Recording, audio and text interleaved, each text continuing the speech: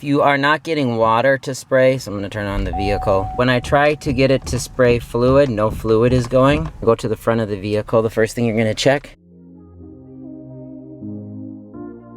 your fuse and relay box. This is just to the right when you're looking at the vehicle. We're going to take the cover off.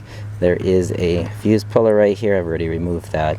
And we're just going to come here. So spot 56 for the front washer. So we're going to pull that up. We can give it an eye inspection to see if it's burned. We should also put this up to a multimeter or voltmeter just to see if it has continuity. So we'll test this. So now the best way to check this is we take our multimeter, we're going to set it to 200, and then we're just going to take our probes and we're going to touch each side and we're going to get a reading of around 1.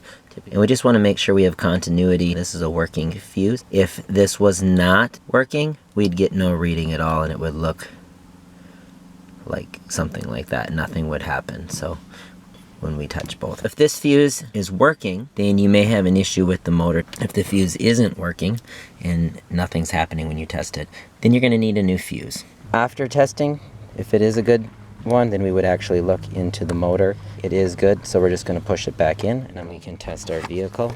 After the cover's been secured, start your vehicle. Wipers are still working, and then we're just going to pull back and we do have water squirting. So if you're having an issue, it is fuse 56. It's a 15 amp fuse. Hopefully this helps. Thanks for watching, and as always, please like and subscribe.